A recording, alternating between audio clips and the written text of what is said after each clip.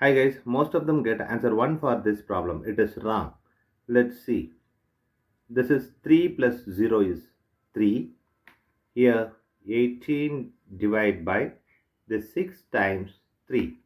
Here 18 divided by 6 times 3 is 18. Here it is 18 divided by 18 is 1. This is wrong. As per the order of operations, PEMDAS, here multiplication divisions are equal priority. Addition and subtractions are equal priority. The priority here is 1 for this. This is 2, 3 and this is 4. Now for this multiplication divisions and addition subtraction, we have to follow this left to right order in the problem.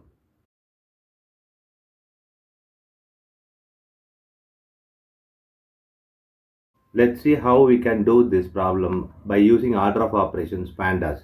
Now we have to do this bracket first. Here 3 plus 0 is 3. Now 18 divided by 6 times 3.